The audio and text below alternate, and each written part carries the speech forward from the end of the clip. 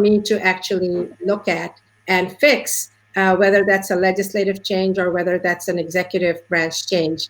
I believe it is the latter. So we'll be able to actually get some transparency and see exactly how those dollars are flowing and how much of it can alleviate not only the independent pharmacies budget there, but all of ours as well at the end of the day, and be a healthier Pennsylvania.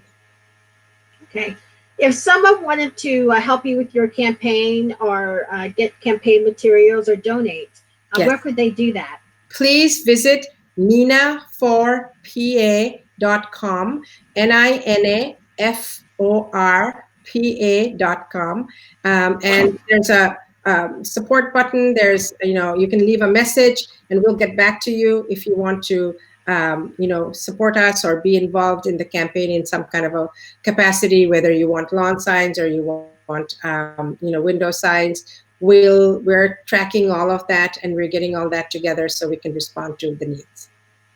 And as you know, you already made some history. You became the first person of color to win the Democratic nomination for a statewide row office. Why do you think it took to 2020 for that to happen? Well, that's just not me. We still don't have a woman who's a president. So many countries around the world have that.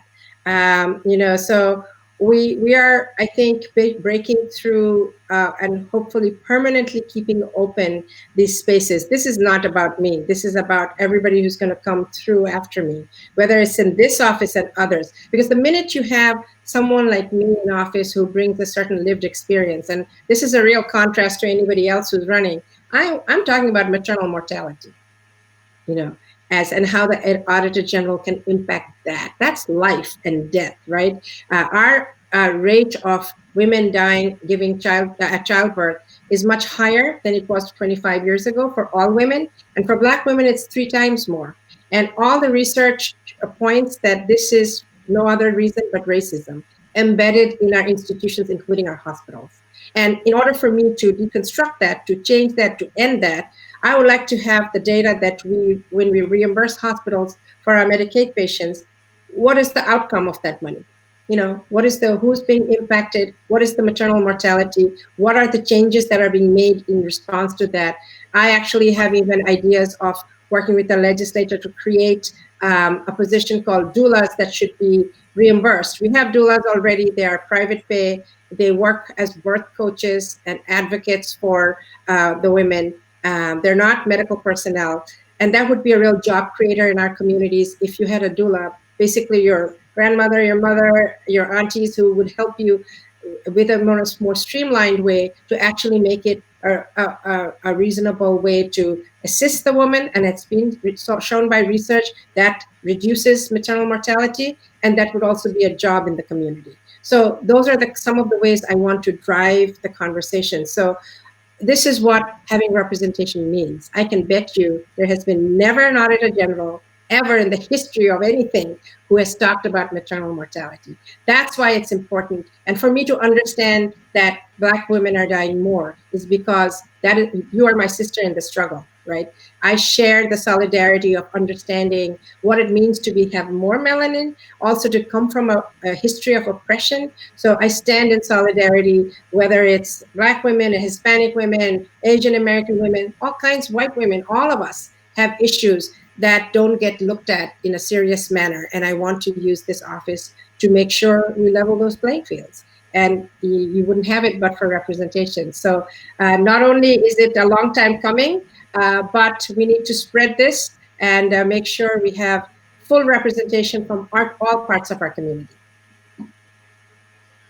Has it been difficult campaigning during COVID-19 because you can't do a lot of the traditional campaign methods? It is tough, but thank you to you, Rochette Harris, for our chair of the Dauphin County, our only Black woman in the entire state of Pennsylvania to be a county committee chair. So kudos to you. You broke a barrier, and you know what that means. Thank you. Absolutely. Listen, having this conversation with you, having this comfort level with you, And people watching this will know that, right? They will know that we're having we've had some shared experience, even though I know you through, your political position, but we've had some time to kind of be in this common areas to understand the needs. So campaigning, you're helping my campaigning by putting me on this platform. This has been the primary mode of communication. It's been on the Zoom and other platforms. I actually have started traveling, staying masked and gloved and socially distanced as and going from place to place. I did some retail, politicking in Pittsburgh and Squirrel Hill. I just stood by their chair, war chair there, and I were there. We were just people were walking by, and if they chose to take a lit piece of lit, they would. But Mhm. basically, we distanced ourselves and talked to people. But it's hard to do that when you're not talking to lots of people. So, email, Twitter, all the social media, these platforms, and doing some in-person socially distanced events are the way we're going. It's hard, but I signed up to do this. I'm not complaining. Things like this happen.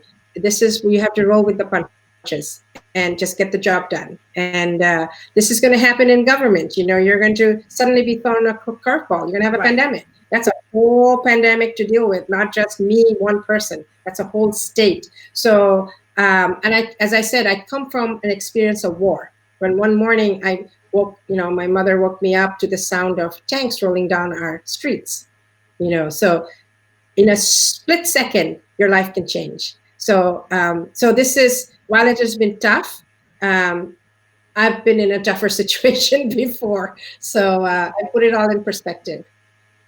Are there any candidate forums or debates scheduled between you and your opponent I think virtually? there's NAACP has one. I can send you what we have. I know there's there's going to be some interviews. They might be separate, but of the same done by the same entity. So there's a one or two I think coming up of that nature. Not a whole lot because it's hard to be in the same spaces, and I think people are a little cautious about how they can put Right. other people at risk. So people who would come to that event would be putting themselves at risk. So it's being done by Zoom more than anything else.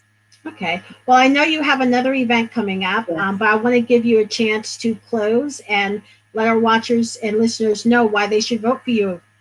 Well, listen, first I want to thank Rajesh Harris for giving me this opportunity. She is a sister in the struggle, and I appreciate her this opportunity from her. Second, I want to say I hope everyone who is not registered gets registered by October 19th. That's our deadline. And those who are registered should start.